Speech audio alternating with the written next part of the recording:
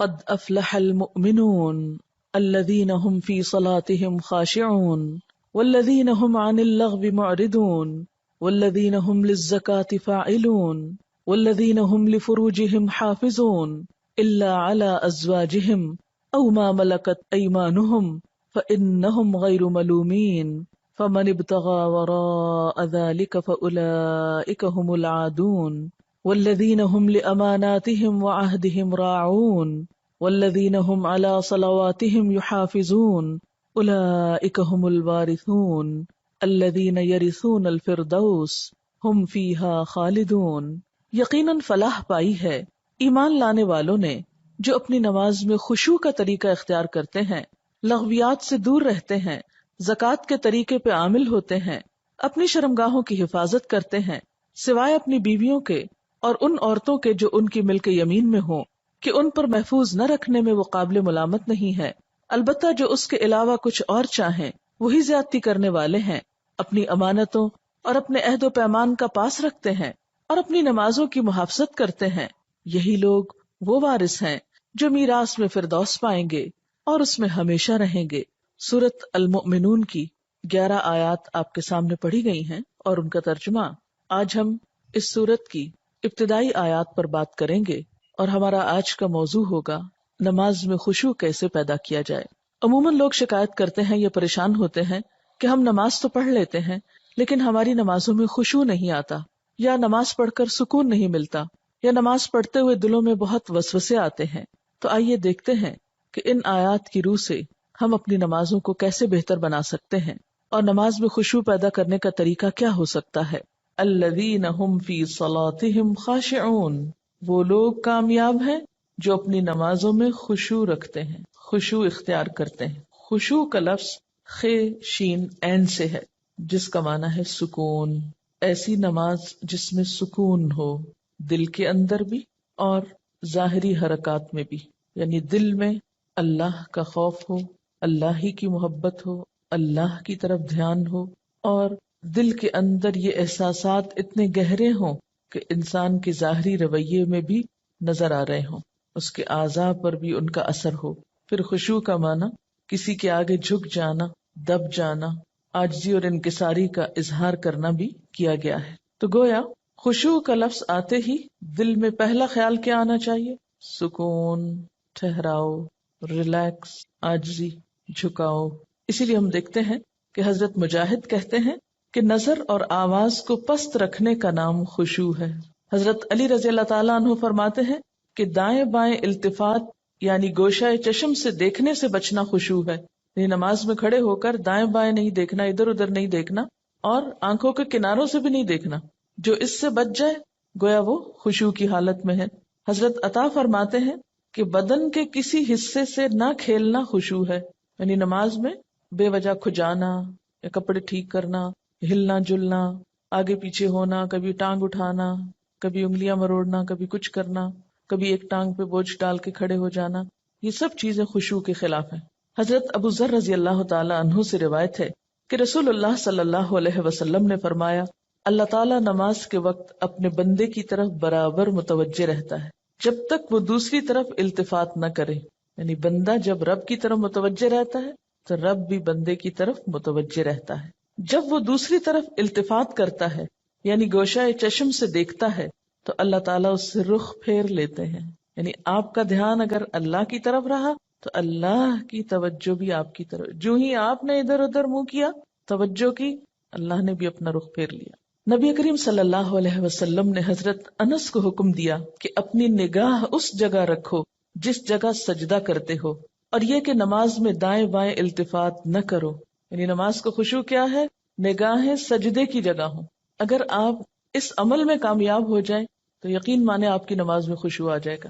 بہت سے لوگ یہ سمجھتے ہیں کہ شاید آنکھیں بند کر کے نماز پڑھنے سے زیادہ خشوع آتا ہے، جو کہ غلط فہمی ہے۔ ایسا کرنا پسندیدہ بھی نہیں، لگتا بہت آسان ہے کہ کچھ چیز نظر نہ آئے تو ہمارا دھیان زیادہ اللہ کی طرف ہو جائے گا، لیکن آج آپ نماز میں تجربہ کر کے دیکھیں، جو لوگ آنکھیں بند کر کے پڑھتے ہیں وہ آنکھیں کھول کر سجدے کی جگہ دیکھنا شروع کریں۔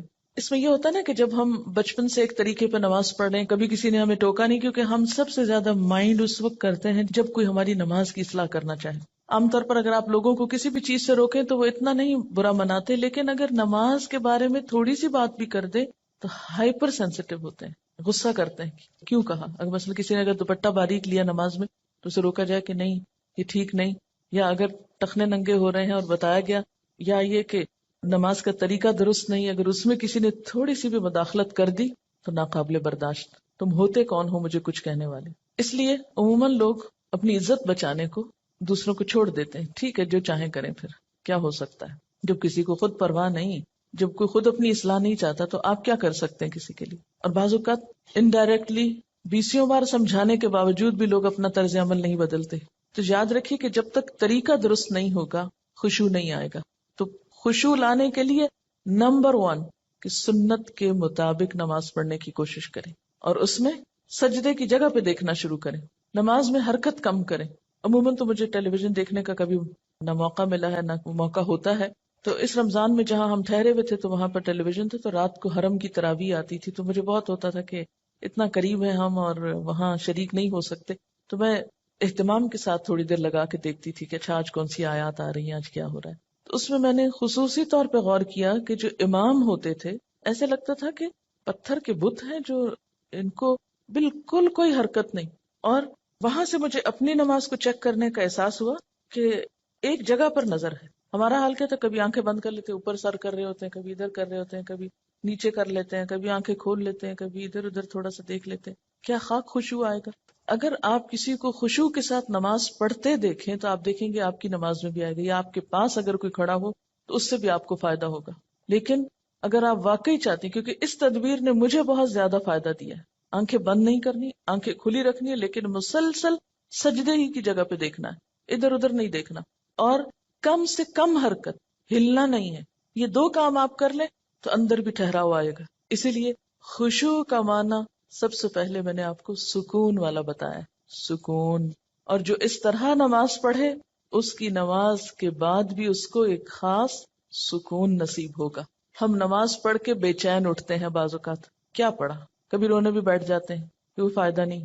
یہ رونے دھونے سے کوئی زیادہ فائدہ نہیں ہے، یہ ایک لیم ایکسکیوز ہوتا ہے. رو کے اپنے آپ کو ہم خوش کر لیتے ہیں کہ ہم رو لیے، بس ندامت کے آنسوں نے سب غلطی دھو دی.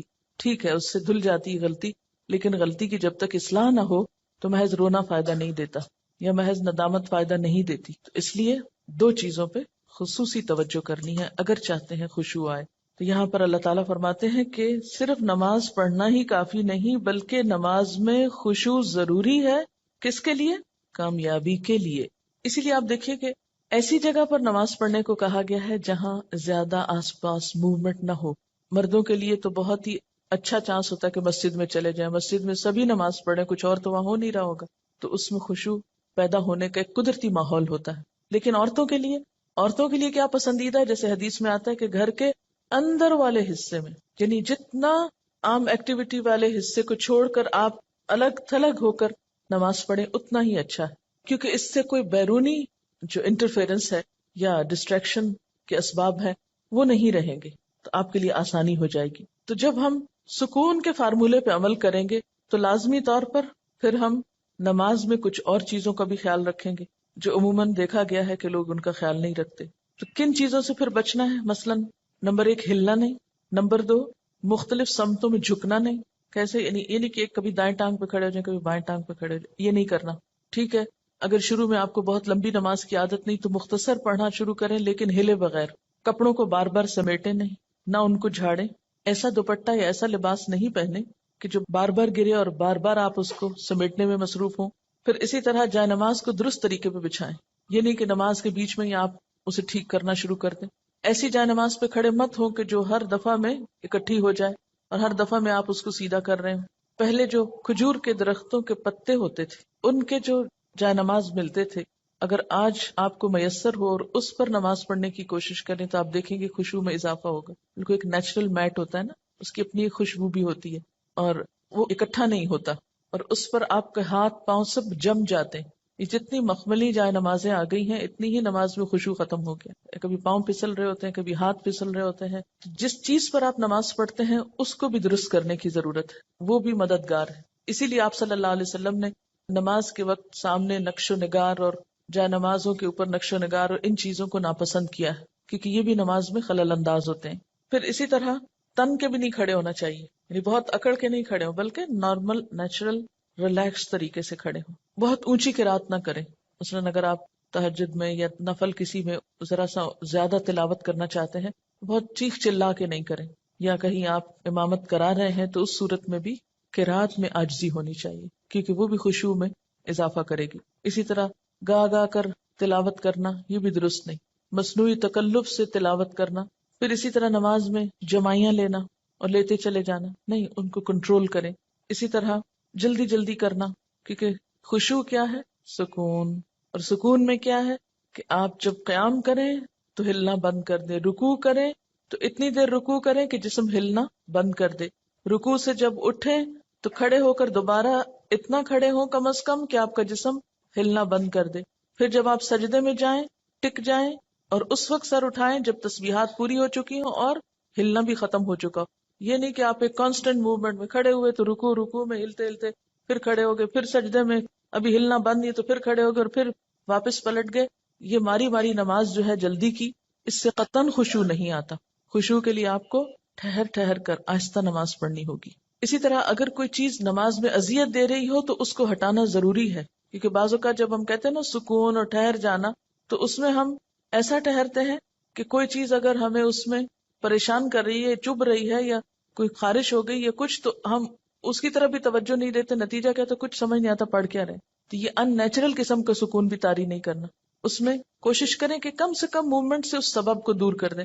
مثلاً اگر کہیں خارش ہوئی ہے تو ایک ہاتھ سے بس اس جگہ ہلکا سا دبا کے خارش کر دیں. یہ نہیں کہ ہلا ہلا کے خارش شروع کر دیں، یا کہ بالوں کو سمیٹنا شروع کر دیں، یا بالوں سے کھیلنا، یا کپڑوں سے. یا بعض لوگ جیسے مرد حضرات حرم میں نماز پڑھ ہوتے تھے نا، تو وہ مختلف لوگوں کو دیکھ کے آپ اندازہ کر سکتے ہیں کہ کون کس طرح پڑھ رہا ہے نا، اور اس سے اپنے آپ کو کمپیئر کرتے ہیں کہ جب میں ایسی حرکت کروں تو میں بھی تو یہی لگتی ہوں گی. بعض لوگ داڑھی سے کھیل رہے ہوتے ہیں، بعض اوقات بال ٹھیک کر رہے ہوتے ہیں، بعض لوگ کپڑا ہی ٹھیک کرتے چلے جاتے ہیں. تو یہ ساری چیزیں جو ہیں ہل جل کی، یہ نماز کی خشوع میں اثر انداز ہوتی ہیں. پھر ایک اور مرحلہ ہے، اور وہ ہے اندر کے خیالات اور سوچوں کا. بہت سے لوگ اس پر پریشان ہوتے ہیں. اگر آپ اس طریقے پہ عمل کریں گے، سجدے والی جگہ پہ دیکھنا ذرا شروع کریں، آپ دیکھیں گے خیالات کم ہو جائیں گے. بہرحال ہر شخص کا اپنا اپنا حساب ہو سکتا ہے. مجھے اس سے بہت فائدہ ہوا ہے، کیونکہ اللہ کے رسول صلی اللہ علیہ وسلم کی کوئی بات بھی حکمت سے خالی نہیں. تو خیالات دو طرح کے ہوتے ہیں. ایک ہوتا ہے خیالات کا آنا اور ایک ہوتا ہے خیالات کا لانا. آنے والوں کو تو آپ روک نہیں سکتے، پاسبل ہی نہیں. اور ایک ہوتا ہے خود انوائٹ کرنا، کسی کو بلانا، دعوت دینا. اس کو آپ بہرحال کنٹرول کر سکتے ہیں. اب جو بن بلائے آ جاتے ہیں ان کو آنے دیں، ان کو آپ اگنور کر دیں، کیونکہ ہمارا دماغ ایسی چیز ہے کہ جو کانسٹنٹلی کام کرتا ہے، رکتا نہیں ہے. آپ سو رہے ہوں تب بھی وہ خوابیں دیکھتا رہتا ہے، آپ جاگ رہے ہوں، آپ کسی سے بات کر رہے ہوں تو ضروری نہیں کہ آپ کی پوری توجہ وہاں ہو. بہت دفعہ ایسا ہوتا ہے کہ بات کرتے ہوئے آپ کا دھیان وہاں بھی ہوتا ہے اور کہیں اور بھی ہوتا ہے. تو ان تمام چیزوں پر جو خیالات تو خود بخود آ رہے ہیں وہ آتے رہیں گے، اس کو نہیں آپ روک سکتے. مثلا کانوں کے اوپر تو آپ کیا کرتے ہیں؟ ہاتھ رکھ سکتے ہیں، آنکھوں کو بند کر سکتے ہیں، زبان بند کر سکتے ہیں، لیکن دماغ کے خیال کا کیا کریں؟ کوئی ڈھکنا نہیں دے سکتے، کوئی سوئچ نہیں آف کر سکتے. وہ تو خدا نخواستہ آف ہوا تو پھر تو گئے، آن نہیں ہو سکتا پھر. اب یہ بڑی مشکل ہے. اس لیے ان کے پیچھے نہ پڑے، ان کو زیادہ سوچے نہ، ان کو اہمیت نہ دے، ان کو اپنے اوپر حاوی نہ ہونے دے، ان کا تذکرہ نہ بہت زیادہ کریں. یہ کچھ لوگوں کو میں نے دیکھا وہ ہر ایک کو لے کے بیٹھ جاتے ہیں، میں کیا کروں، میرے تو خیال بہت آتے ہیں نماز میں. کسی کے پاس کوئی جادو کی چھڑی نہیں کہ جو ایک آپ کو لگائے گا اس وقت اور آئندہ آپ کے خیالات نہیں آئیں گے. اس لیے آپ ان کا تذکرہ زیادہ نہ کریں، just take it easy, normal لیں.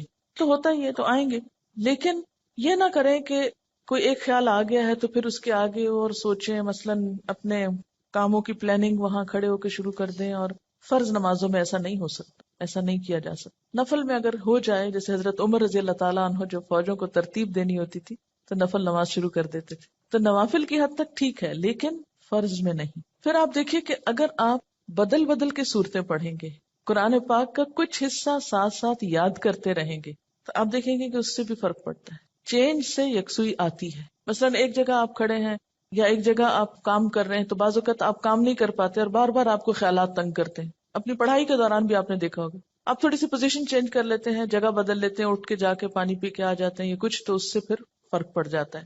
اسی طرح اگر آپ تلاوت یعنی قرآن پاک کا وہ حصہ جو نماز میں پڑھ رہے ہیں اگر آپ اس کو تبدیل کرتے رہیں تو فائدہ ہوگا. اس کے لیے طریقہ کیا ہو؟ کیونکہ آپ نے دیکھا ہوگا کچھ قرآن پاک آپ نے یاد کیا پھر وہ آپ کو بھولنے لگا.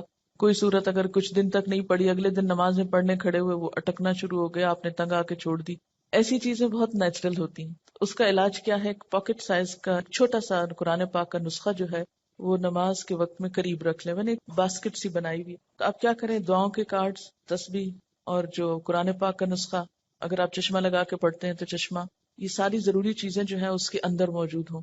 وہ آپ اپنے بیڈ روم میں, اپنے وارڈ روم میں کہیں ایک جگہ پر اس کو رکھ لیں. جو ہی نماز پڑھنے لگے جائے نماز بچھائی اور اٹھا کے وہ ٹوکری پاس رکھ لی. اچھا سنت پڑھ لی آپ نے, اب آپ نے ارادہ کیا کہ میں آج فلاں سورت پڑھوں گی اور آپ کو بھولی ہوئی ہے یا آپ سمجھتے ہیں کہ آپ کو یاد دہانی کی ضرورت ہے. کئی کئی جگہ ہوتے ہیں نا وہ شبے پڑ جاتے ہیں. تو آپ کیا کریں, شروع کرنے سے پہلے 1 سیکنڈ کے لیے ان جگہوں پر دیکھ لیں, اس کو پھر رکھ لیں, پھر آپ نماز پڑھیں. آپ انشاءاللہ وہ سورت بہتر طور پر پڑھ پائیں گے. جب آپ پڑھیں گے تو آپ دیکھیں گے کہ آپ کی واقعی نماز میں خوشی پیدا ہوگی, کیونکہ کچھ عملی تدابیر بھی ہوتی ہیں کہ یکسوئی والی جگہ ہو لیکن ساتھ ایسی چیزیں موجود ہوں. مثلا اگر آپ نوافل پڑھ رہے ہیں اور آپ تھک گئے ہیں بیچ میں, تو بجائے اس کے کہ اپنے اوپر زور زبردستی کر کے پھر کھڑے ہو جائیں, آپ بیچ میں تھوڑا بیٹھ بھی سکتے ہیں, یا یہ کہ سلام پھیر کر آپ دعاؤں کا کارڈ نکالیں, کچھ دعائیں پڑھ لیں, اس میں آپ ریلیکس بھی ہو جائیں گے اور ساتھ یہ ہے کہ دعائیں بھی مانگی جائیں گی اور اگلے 2 نفل جو ہیں وہ زیادہ یکسوئی کے ساتھ پڑھے جائیں گے. تو اس طرح کی کچھ عملی تدابیر جو ہیں وہ آپ کی نماز کو اچھا کر دیتی. اسی طرح اگر ماحول کو تھوڑا اور خوشگوار بنائیں, مثلا یہ کہ جا نماز کے اوپر اگر آپ تھوڑا سا عطر لگا لیں, یا یہ کہ آپ اس کو جھاڑ پٹک کے رکھیں, کچھ عرصے بعد اس کو دھو لیں, صاف کر لیں. تو یہ جو پاکیزگی اور صفائی کے جو مرحلے ہیں نماز کے ساتھ, لباس کے علاوہ, جسم کے علاوہ جگہ کی صفائی, اس سے بھی نماز میں خشوع آتا ہے. کیونکہ اگر آپ ایسی جگہ پہ نماز پڑھیں جو اسمیلی ہے یا جہاں گھٹن ہے یا جہاں کوئی آکسیجن نہیں ہے, تو اس سے بھی کیا ہوگا کہ آپ کو ایک دم جمائیاں آنے لگیں گی, آپ کو نیند آنے لگے گی, آپ کے اندر ایک بیزاری کی کیفیت ہوگی. تو ہمیشہ جب کوئی مسئلہ پیش آئے تو صرف رونا دھونا نہ کیا کریں. ہم رونا دھونا کر کے واویلا کر کے یہ سمجھتے ہیں کہ مسئلہ حل ہو جائے گا, جو کہ ہو سکتا ہی نہیں. واویلا کرنا کسی مسئلے کا حل نہیں, اس کو تو اپنی زندگی سے نکال دیں, جو میں نے دیکھا ہے کہ خواتین میں زیادہ ہی ہے, اور اس سے ہم مار کھاتے ہیں. یعنی کہ مسئلہ پیش آیا, ہائے کیا کروں, ہائے کیوں ہو گیا, ہائے, یہ سب نکال دیں. مسئلہ پیش آنے پر, مسئلہ نماز میں خشوع نہیں, مسئلہ پیش آ گیا, مسئلہ پیش آنے پر مسئلے کو پہچانے, اس کے اسباب جانے, یعنی مسئلے کو آئیڈینٹیفائی کرے پہلے, یہ ہے مسئلہ, خشوع نہیں آ رہا, پہچانے وجوہات کیا ہیں, کیوں نہیں آ رہا. 1 وجہ کہ جگہ ٹھیک نہیں, 2 وجہ کہ قرآن یاد نہیں, 3 وجہ کہ آس پاس شور ہے, وغیرہ وغیرہ وجوہات معلوم کر لیں.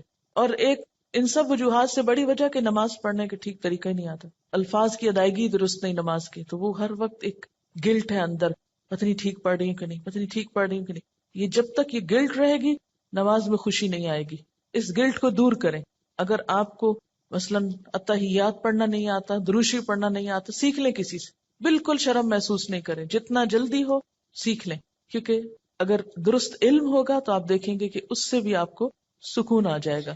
سارے مسائل کی وجوہات جانیں اور پھر ایک ایک کر کے وجہ کو دور کرنے کی کوشش کریں. اگر آپ سمجھتے ہیں کہ وجہ دور آپ سے خود نہیں ہو رہی تو کسی سے مشورہ کر لیں کہ اس مسئلے کا حل کیا ہو سکتا ہے. لیکن مسئلے کو سب سے پہلے آپ خود پہچانیں.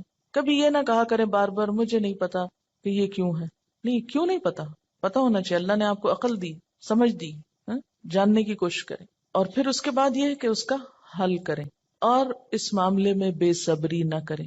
بہت سے مسائل کے حل میں وقت لگتا ہے, اس وقت کو اویل کریں, اور صبر کے ساتھ آہستہ آہستہ آپ دیکھیں گے کہ انشاءاللہ وہ مسئلہ حل ہوتا جائے گا.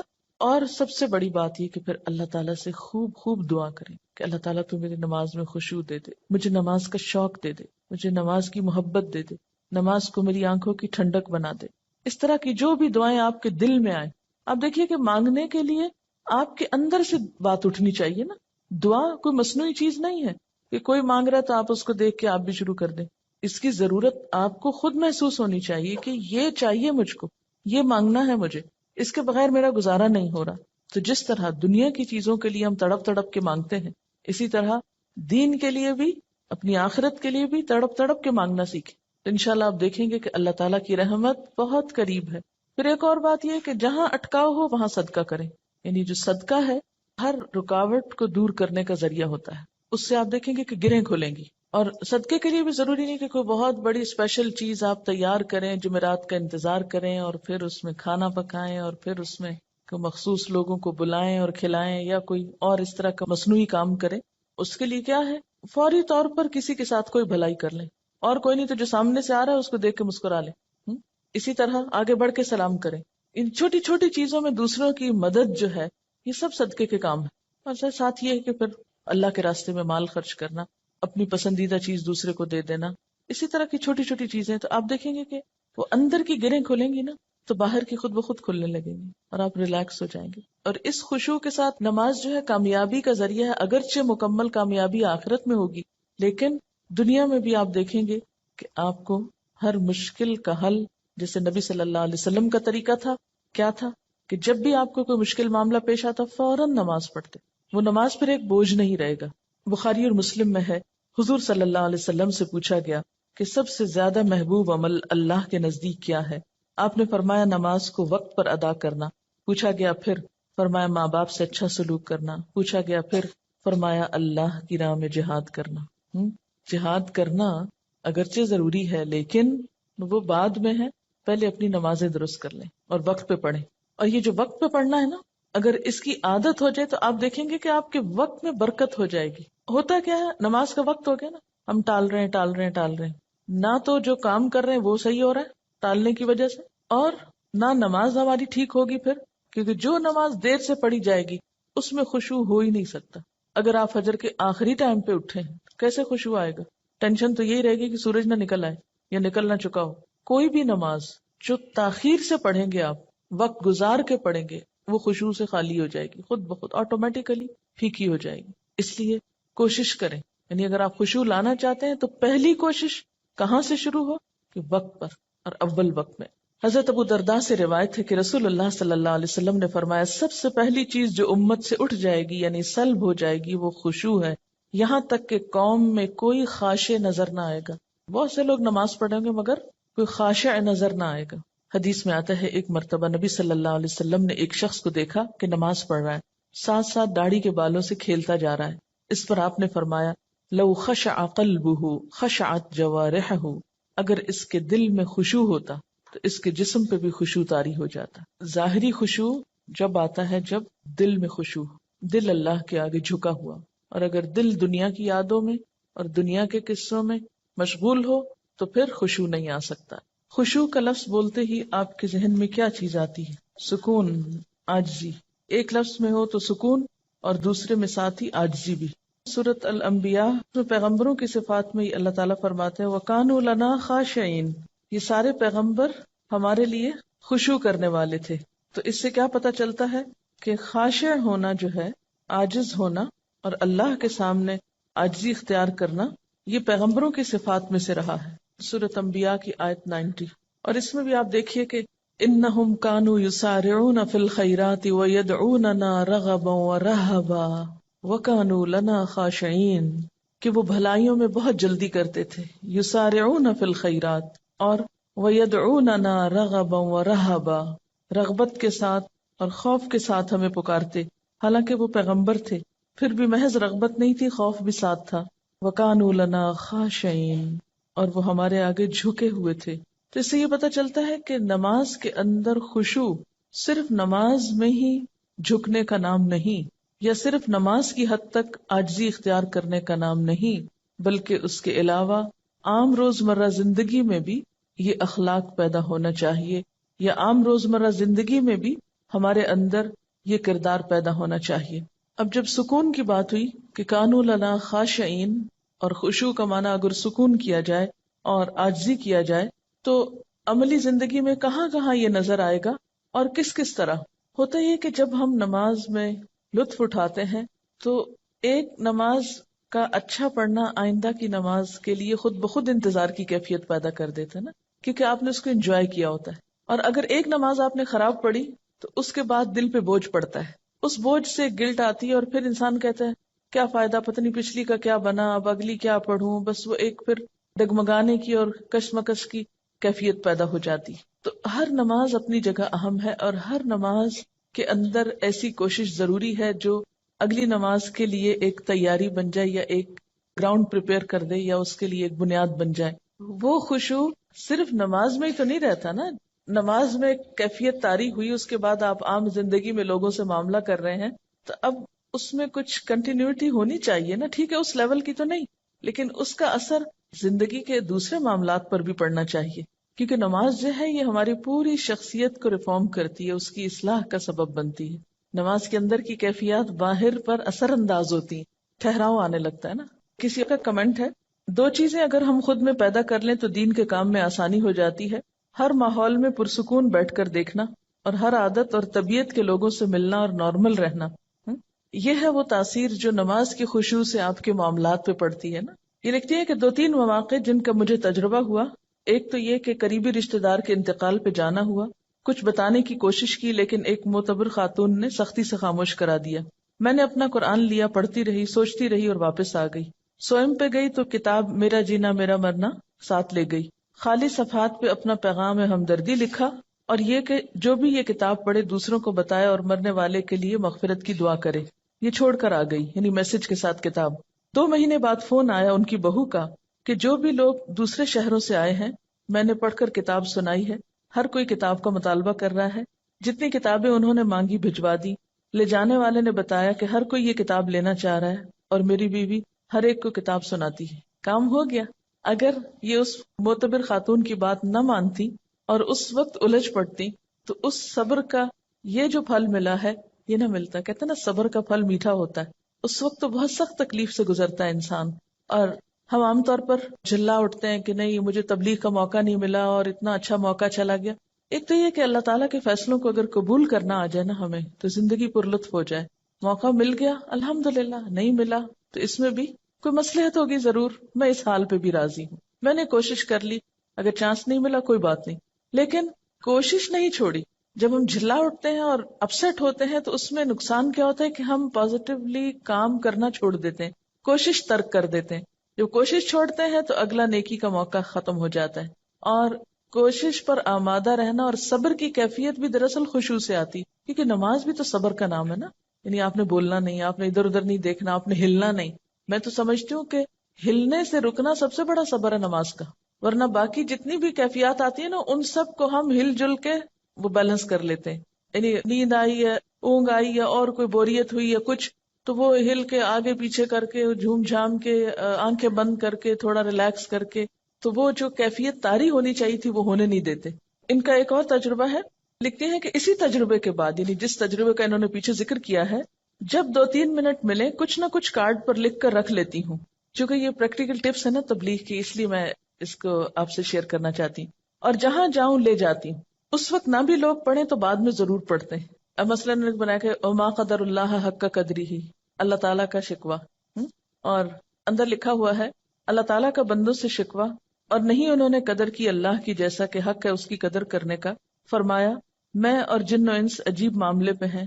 پیدا میں کرتا ہوں، عبادت کسی اور کی، رزق میں دیتا ہوں، احسان مند کسی اور کے، صحت اور قوت میں دیتا ہوں، شکر گزار کسی اور کے. اب یہ شرک کی نفی کا ایک پیغام ہے. تو اسی طرح اگر آپ کہیں پر بھی ہیں اور گفتگو شروع ہوتی تو آپ کیا کہہ کے انٹروڈیوس کرائیں گے؟ یہ کارڈ ہے میں نے بنایا، مجھے یہ آج بہت اچھی لگی، آپ بھی پڑھ کے دیکھیں. بہت اچھے انداز میں، ہلکے پھلکے انداز میں. لیکن اگر آپ کے اپنے بیگ میں کوئی چیز نہیں دینے کو، محض باتیں ہی ہیں، تو وہ شاید اتنی افیکٹو نہ ہو. اور یہ جہاں رہ جائے گا، جہاں کوئی پڑھے گا، کچھ نہ کچھ ضرور سوچے گا. اور ایک چھوٹا سا ہلکا سا میسج ہے جس میں کچھ خرچ بھی نہیں آتا. آنکھیں کھول کے جو نماز پڑھنا ہے، اگر اس پر غور کیا جائے تو نماز اصل میں کیا ہے؟ اللہ تعالیٰ سے ملاقات ہے. اگر کسی سے ملاقات کے وقت آپ آنکھیں بند کر لیں تو اسے دیکھ کر کیا محسوس ہوگا؟ یعنی آپ ذرا امیجن کریں نا کہ آپ کسی سے مل رہے ہیں اور کوئی شخص آپ کو دیکھ ہی نہیں رہا، یا سر نیچا اس طرح کیا ہوا ہے کہ کوئی اس کے ساتھ آپ کا کانٹیکٹ فیل ہی نہیں ہو رہا. تو اسی طرح اگر ہم اللہ تعالیٰ کے آگے کھڑے اور آنکھیں بند کر کے کھڑے ہیں، اور آپ یقین کیجئے کہ جو ہی آپ آنکھیں بند کرتے ہیں نا تو آپ اپنے خیالوں میں خود بخود کھونے لگتے ہیں. وہ ایک ریلیکسیشن کی کیفیت ہوتی ہے نا فوراً. حتیٰ کہ میں نے یہ تک تجربہ کیا ہے کہ اگر میں نے سجدے پر نگاہ اگر کانشیسلی نہیں رکھی، ذرا سی نگاہیں پھیری تو یوں لگا جیسے گئے.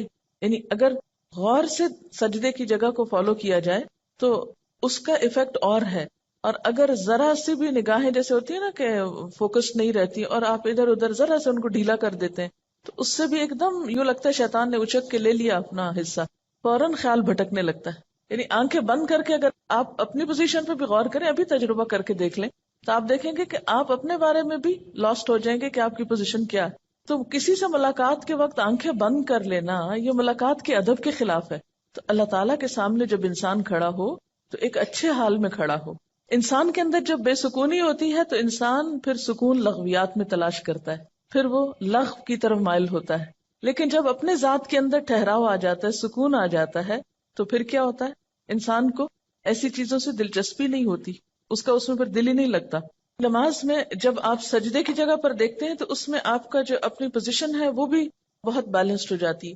نہ تو آپ بہت زیادہ سر جھکا بیٹھتے ہیں، نہ آپ سر زیادہ اٹھا سکتے ہیں، یعنی بالکل ایک صحیح اینگل پہ آپ جا کے ادب اور احترام کے ساتھ کھڑے ہوتے ہیں.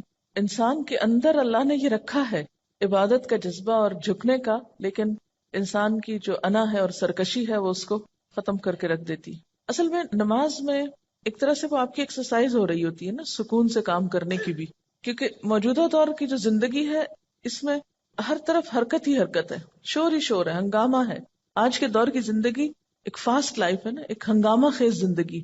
اس میں شعوری سکون حاصل کرنے کے یا شعوری سکون کی کیفیت طاری کرنے کے موقع بہت کم آتے ہیں. ایک ہوتا ہے نا کہ نیچرلی آپ کو ایک انوائرنمنٹ مل جائے پیسفل. نماز بھی آپ پڑھتے ہیں تو آپ کو محنت لگتی ہے سکون طاری کرنے کی، اپنے اندر ایک خاموشی اور ایک ٹھہراؤ پیدا کرنے کی. تو جب نماز کے اندر آپ کنسنٹریشن اختیار کرتے ہیں یا کنسنٹریشن لانے کی پریکٹس کرتے ہیں تو اس سے آپ کی زندگی میں جو دوسرے کام ہیں ان میں بھی آپ کو کنسنٹریٹ کرنے کا بہتر موقع ملتا ہے. یعنی ایک کنسنٹریشن ایکسرسائز بھی ہے یہ. بہت سے طالب علم کیا یہ سوال نہیں کرتے کہ ہم پڑھتے ہیں لیکن ہمارے خیالات ہی ادھر ادھر بھٹکتے رہتے ہیں؟ اس لیے کہ ہمیں بچپن سے ایسی کوئی ایکسرسائز کرائی ہی نہیں گئی. بچوں کو جب ہم نماز شروع کراتے ہیں تو ہم صرف اس پہ ہی خوش ہو جاتے ہیں کہ وہ 2-4 سجدے ڈالنے لگ گئے ہیں، یہ نہیں کوشش کرتے کہ ان کو اس طرح سکھائیں. اگر آپ سب اپنے اپنے گھر میں یا آس پاس جو بھی ہو بچوں کو نماز پڑھتا دیکھے، صرف پیار سے تھوڑی سی بات کریں کہ نماز میں آپ نے صرف اس جگہ دیکھنا ہے. میرے خیال ہے کہ بچوں کے اندر بھی جو ہائپر ایکٹیویٹی ہے، ہر وقت اچھل کود ہنگامہ، اس کو بھی اس طرح کنٹرول کیا جا سکتا ہے کہ اگر دن میں 5 دفعہ وہ ٹک کے ایک جگہ چاہے چند لمحوں کے لیے ہی وہ دیکھیں ایک خاص مرکز پر. آپ کو پتا کہ ہپنوٹائز کرنے کا طریقہ کیا ہوتا ہے؟ ایک نقطے پہ دکھاتے ہیں نا، ایک نقطے پہ کہتے ہیں کہ دیکھتے جاؤ دیکھتے جاؤ دیکھتے جاؤ. یہ جو ہائپر ایکٹیویٹی یا بے چینی کا جو ہے یہ پورے دنیا اس کا شکار ہو رہی ہے، اور پاکستانی قوم کو بھی اگر آپ دیکھیں اوور آل تو ہم ایون کلاس میں اکثر دیکھتی ہوں تو میں کہتی ہوں نا کہ آپ اسٹل ہو جائیں تھوڑے تاکہ آپ پڑھ سکیں. تو جاپان میں بچوں کے اوپر وہ کہتے تھے کہ ان کی جو ینگ جنریشن ہے وہ بہت امپلسو ہے اور ایک دم یعنی فوراً ریئیکشن کرتی ہے، تو وہ یہ سوچ رہے تھے کہ وہ ان کو کس طریقے سے سیلف کنٹرول کرنا سکھائیں.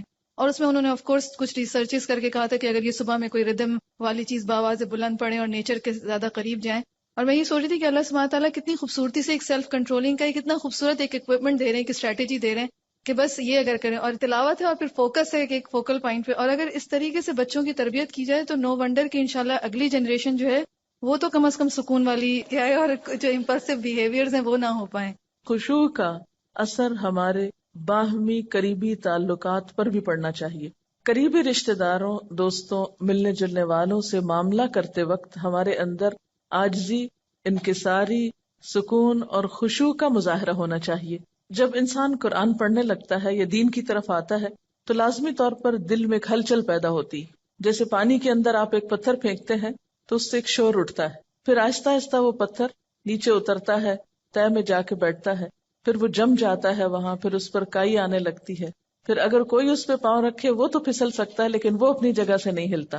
تو بالکل اسی طرح ہمارے اندر بھی ایک ایسا سکون اور ایک ایسی کیفیت آنی چاہیے کہ ہم کسی کی بات کے جواب میں کسی کے ساتھ معاملہ کرتے وقت ایسا نیگیٹو ری ایکشن شو نہ کریں کہ دین کی ایک بدترین مثال پیش کریں.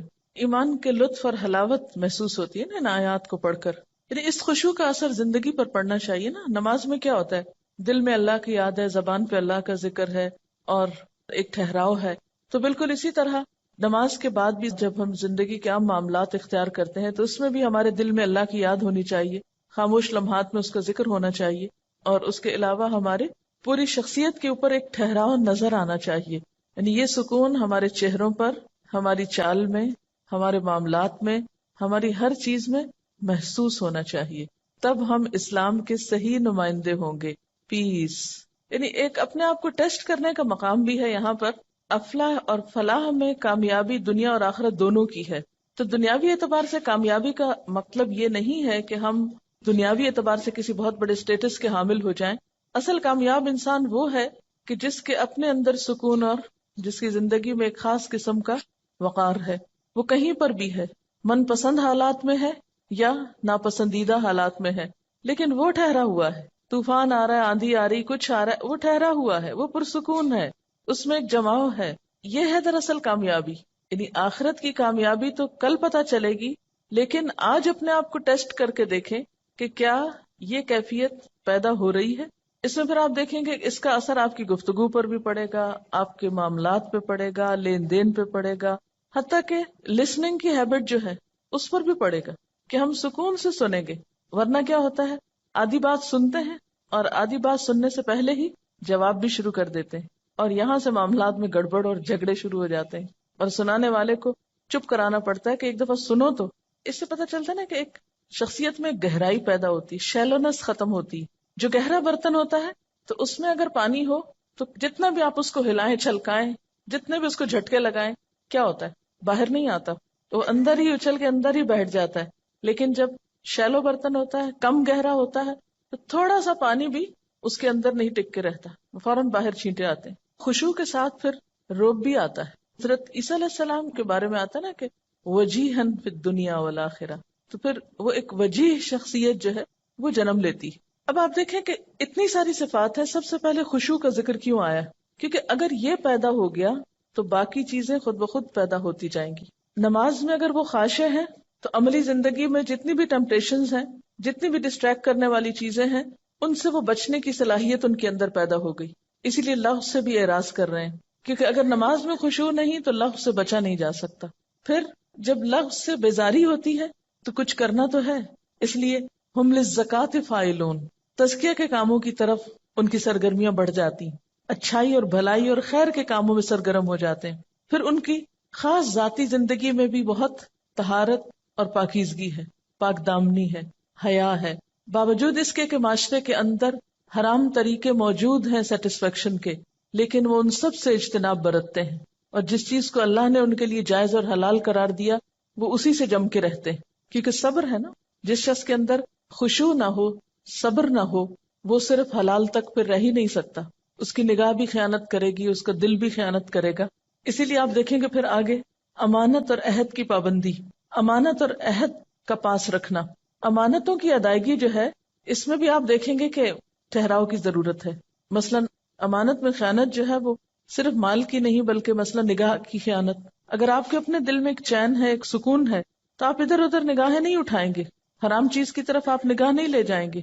اتفاق سے چلی بھی جائے تو واپس لے آئیں گے، حلال پہ روک لیں گے. گفتگو میں خیانت، اس سے بھی بچ جائیں گے، کیونکہ ٹھہراؤ ہے اندر تو سوچ کے بات کریں گے نا. جب اندر ہی ٹھہراؤ نہیں تو جو منہ میں آیا بولتے چلے جائیں گے. پھر اسی طرح طبیعت میں قناعت پیدا ہوتی، جو قناعت ہوگی تو کسی کے مال سے دلچسپی نہیں ہوگی. کسی نے امانت رکھی اس کی طرف بھول کے بھی خیانت کا خیال نہیں آئے گا. پھر امانت میں یہ چیز بھی ہے کہ جو چیز اپنے لیے پسند کرو وہی دوسرے کے لیے، جیسے المستشار مؤتمن، مشورہ جس سے لیا جائے وہ امانت دار ہوتا ہے. جس کے اپنے اندر ٹھہراؤ ہوگا وہی دوسرے کو اچھا مشورہ دے گا، دوسرے کے لیے خیرخواہی اور بھلائی کے جذبات رکھے گا. الدین والنصیحہ، دین سراسر خیرخواہی کا نام. اور اگر آپ کے اپنے اندر وہ سکون نہیں، وہ سوچنے سمجھنے کی صلاحیت نہیں، تو دوسروں کے معاملے میں آپ کے فیصلے بے صبری پر مبنی ہوں گے، جس کی وجہ سے آپ بار بار خیانت کا مرتکب ہو سکتے ہیں. پھر اسی طرح اپنی ڈیوٹیز کو پورا کرنا، یہ بھی ایک ٹھہراؤ والا شخص ہی کر سکتا ہے، ورنہ اپنی ذمہ داریوں کے اندر بھی خیرخواہی نہیں ہو سکتی. عہد کی پابندی بھی وہی کر سکتا ہے جس کے اندر ایک ٹھہراؤ ہو، جو رک کے سوچ سکے. عام طور پر عہد کی پابندی کیوں نہیں ہو پاتی؟ کیونکہ ہم بھولتے رہتے ہیں ہر وقت. یہ بہت زیادہ بھولنے کے سلسلے بھی ٹھیک ہے، حافظے کی خرابی ایک الگ چیز ہے، ایج فیکٹر الگ چیز ہے، بیماری الگ چیز ہے، لیکن ایک عام نارمل انسان ہر عہد کر کے کیوں بھول جائے؟ اس لیے کہ وہ فوکسڈ نہیں ہے، وہ اپنے کاموں میں اپنی زندگی میں آرگنائزڈ نہیں ہے. اور پھر اینڈ دوبارہ اسی پر کہ والذین هم علی صلواتہم یحافظون، پیچھے صلاتہم آیا، یہاں صلوات جمع کا صیغہ ہے، ساری نمازوں کی حفاظت کرتے ہیں.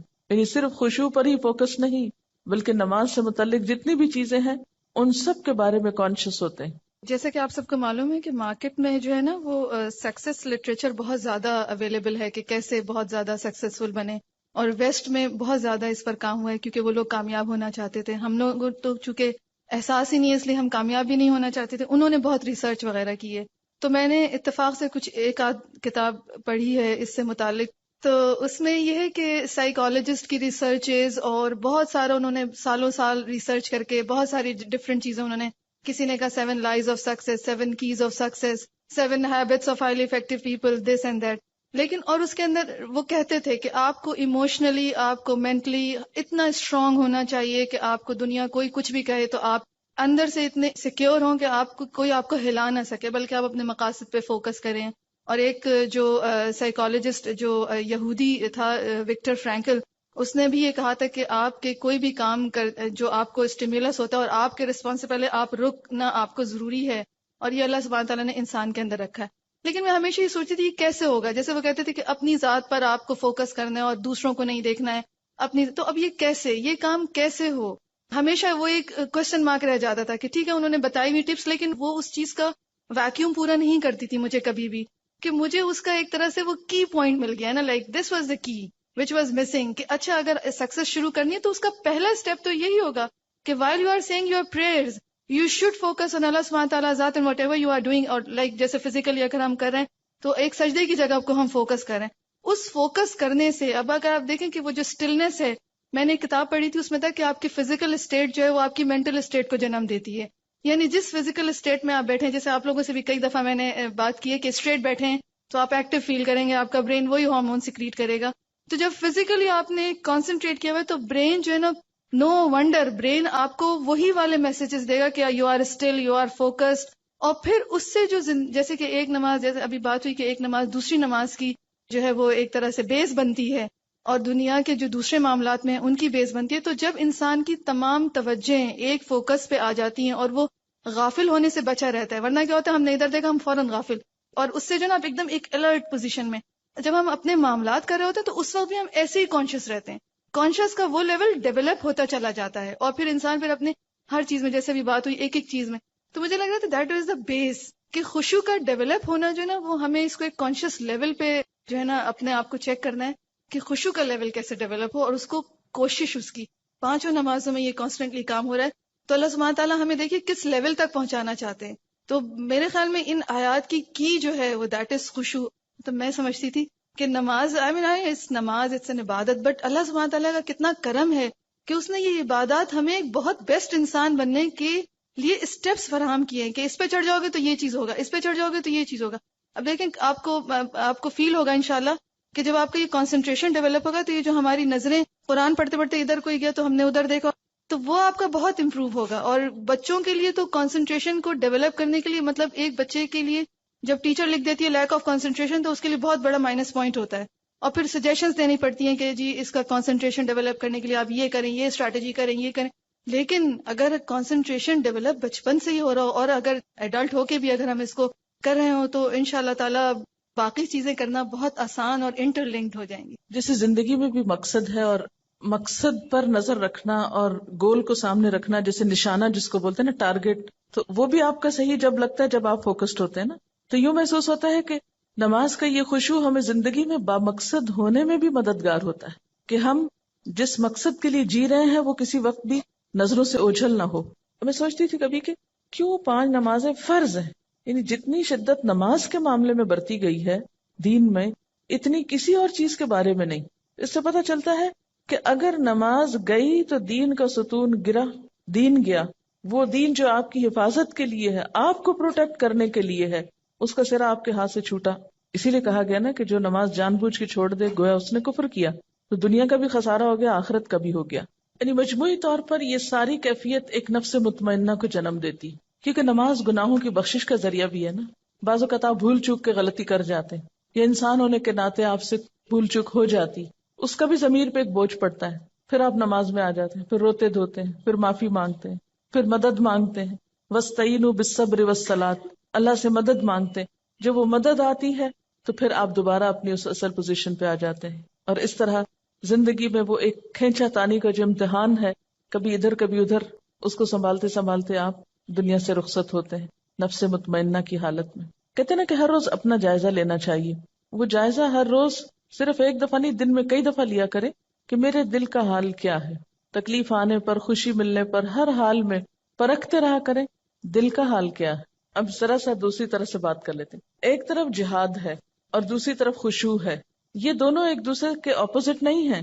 خشوع کا یہ مطلب نہیں کہ آپ سست پڑ جائیں. خشوع ایکٹیو ہوں گے تو آپ کو خشوع نصیب ہوگا. کیا نماز میں ایک جگہ پر کنسنٹریٹ کرنا اور ہلنے سے پرہیز کرنا، کیا بذات خود یہ ایک جہاد نہیں؟ جہاد ہے. پھر جہاد کا معنی کیا ہے؟ Constant struggle, utmost struggle. تو آپ کی کوششوں میں کنسسٹنسی، آپ کی کوششوں میں استقامت، استقرار کب آ سکتا ہے؟ جب آپ فوکسڈ ہوتے ہیں. اگر آپ کا ذہن ہی منتشر ہے، آپ کو کسی پل چین ہی نہیں، تو بڑے سے بڑا جہاد کریں، آپ کیا کریں گے؟ کچھ بھی نہیں کر پائیں گے. حدیث میں کیا آتا ہے کہ سب سے پہلے جس چیز کو لوگ ضائع کریں گے، یا جو چیز میری امت میں ضائع ہوگی، وہ نماز ہے. یوں لگتا ہے نا کہ اصل چیز کی اسٹرنگ کٹ گئی تو ہر چیز بے ربط ہو گئی، بے موقع ہو گئی. جب نماز نہ رہی، نمازوں کو ضائع کیا گیا یا ان کی حفاظت نہیں کی گئی یا ان کے اندر خشوع نہیں رہا، تو نتیجہ کیا ہوا؟ یعنی افراد اور امت اپنے مقصد سے ہٹ گئے، انفوکسڈ ہو گئے. وہ چیز جو ان کی زندگی میں ایک روح پیدا کرنے والی تھی، جس کی وجہ سے وہ جہاد یا کوشش کی روح زندہ تھی، ختم ہو گئی. کسی نے پھر قبلہ دولت کو بنا لیا، کسی نے ملک فتح کرنے کو، کسی نے کوئی اور جنگ لڑنے کو. تو جب اللہ کی یاد ہی نہ رہی، باقی وہی سامنے نہ رہا، تو پھر تو قبلے مختلف ہو گئے. پھر اختلافات اور جھگڑے اور فساد اور انا پرستی اور بہت سی چیزوں نے جنم لیا. جیسے جہاد کا بھی پہلا سٹیپ یا پہلا درجہ اپنی ذات ہے، اور اپنی ذات کا جہاد کیا ہے؟ نفس امارہ کو کنٹرول کرنا. نماز بہترین طریقہ ہے نفس امارہ کو کنٹرول کرنے کا، اگر صحیح طریقے پہ پڑھی جا رہی.